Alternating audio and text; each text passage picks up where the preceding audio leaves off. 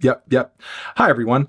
Vinny Tano here, the internet's busiest music nerd, and it's time for a review of this new Oranssi Pazuzu record, Muuntautuja.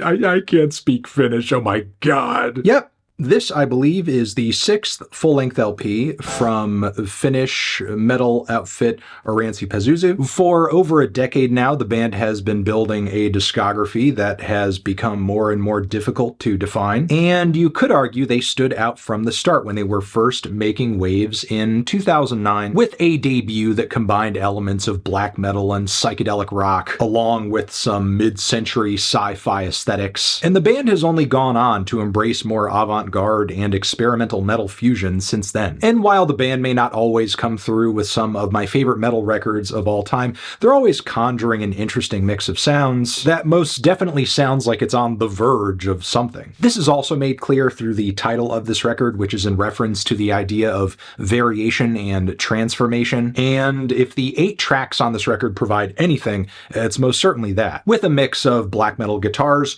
post-metal builds, harsh noise, trippy effects, ambient keys, and industrial bass and beats, which is pretty much the opening track on this record to a T. The low-end frequencies on this track are roaring, the snares pop off like Glock shots, and there also sounds like there might be hammered dulcimer in the mix too, just some very plucky metallic tones. And all these elements together already create a pretty crushing sound that somehow gets even louder and more obliterating once the guitars fully come in. The band's really firing on all cylinders right at the start of this LP, with one of the most massive walls of auditory mayhem they've ever made. And what's also miraculous about this track is just how tense and rigid the assembly is, but simultaneously, it still sounds raw. Like, I can hear very clearly that the music here is being assembled and mixed very carefully in a multi-track, but simultaneously, there's still a visceral punch to it. I also love the way the band treated the vocals on this track too. They just sound massive and wide and enveloping. I feel like I'm being screamed at by a demon that's 50 stories tall and I'm just melting under its fire breath. So yeah, just a killer start to the record, which goes into the title track that goes in more of a chill and electronic direction. In fact, the bass and looped synths and beats on this song have almost a trip-hop flair to them, and with the tremolo and robot sound effects on the vocals fronting the song, the band is clearly back on their sci-fi shit once again, which is not a bad direction for things to move in considering how the production is coming together. But yeah, ultimately this track makes me feel like I'm listening to the musical rituals of an android cult, which comes to an amazing crescendo with revving bass, dissonant guitars, and all kinds of glitchy synthetic insanity that I can't even begin to untangle. Like, the band really could be doing sound design for horror films off of this type of stuff. The following VOITELU really makes me appreciate the flow of the record that much more, as the band goes fully back into rock mode with this furious driving piece of psych with ultra distorted guitars. The whole thing sounds like a metallic acid trip with just a hint of late era Swans coming through on some of the instrumentation as well. There's a pretty odd mix of sounds to follow from here, not all of which are super cleanly blended in, which I think may be intentional given just how careful a lot of the mixing and production has been thus far, like this kind of industrial beat breakdown as well as these glistening keys that are just so goddamn loud. But these keys actually match the volume of the song's very crushing finish to follow from here, so it is kind of an effective setup. And laced into the mix here are these throaty vocal chants that make me feel even more like I'm being sacrificed at the altar of a robot Beelzebub. The following cut in the track list provides another cool down moment of sorts, more beats, more eerie guitars, more electronics that feel even more like they are indebted to the trip-hop genre, with maybe even tinges of Kid A era Radiohead too, but brought to a much eerier conclusion. And while I do like the sonic palette this song offers, I kind of feel like the breathy lead vocals as well as the synth string progressions are a little tedious to listen to. Definitely not one of the record's strokes of musical genius, I'll say that, even if the volume dynamics are most certainly there. Following this, we have an interlude, and then what I felt was the best single on the record, VALOTUS, which which roughly translates to exposure, I believe.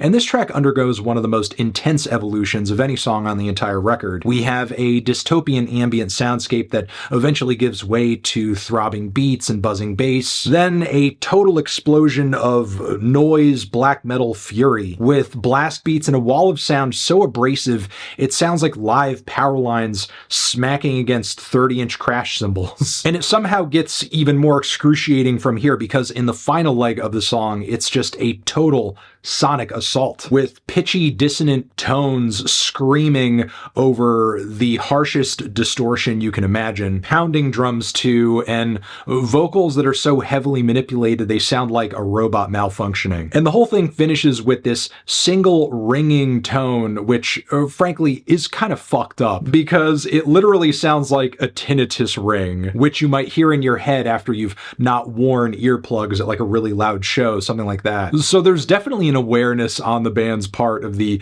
potential auditory damage they're doing here, so beware of blasting this one too loud. Following this, we have what is the longest track on the record, which has a very promising start, a great build up too. However, maybe not the finish I was hoping for. First off, the Swans influences I was hearing just whiffs of earlier on the record are most definitely confirmed here with this ominous swirl of odd grooves and entrancing bass, as well as bellowing lead vocals that feel like something lifted straight out of the To Be Kind or the Seer playbook, but with heavier guitar passages to follow that take on more fuzz and distortion and give more of a metal feel generally, with of course some more horror movie soundtrack mayhem mixed in. The whole sound and vibe are familiar, but the progression is satisfying all the same, not to mention the climactic peak of the track that hits with a lot of great layers and tension and apocalyptic riffs. And the closing track is the only moment on the record that I felt majorly let down by. It's this 5-minute minimal ambient synth piece that is relatively eerie while it's on, but it doesn't have a super strong or impactful progression to it. While I can appreciate a subtle finish, I don't feel like the storm brought on by the previous track was enough to justify such a long and spacey cooldown, especially considering the last few minutes of the previous song was spent giving us this weird little UFO synth odyssey. So to be hit with a 5-minute track after that that finishes things with more of a whimper than a bang, I don't know, it's just kind of like a disappointing rug pull of sorts, I guess. And unfortunately, the record itself is not that long, which is not a bad thing. I don't mind hearing an album with a tight runtime these days, but I feel like if that's going to be the case, it is just essential that if you're going to nail the start, you need to kind of nail the ending too. With that being said though, the vast majority of the tracks on this album, especially toward the front end, are fantastic. They're intense, they're creative, they're groovy, they're textured, and also make for some of the most unique metal and loud rock I've heard this year. Yeah, I just wish the entire album was as thrilling throughout, really, as there are a handful of moments that begin to lull once we move past the first leg, and again, the ending is just really not that interesting. With all of that being said though, Oranssi Pazuzu continues to be one of the most interesting bands out there in black metal and beyond, and I'm very solidly feeling a light to decent 7 on this LP. Transition, have you given this album a listen? Did you love it? Did you hate it? What would you rate it? You're the best, you're the best. What should I review next? Hit the like if you like. Please subscribe and please don't cry. Hit the bell as well.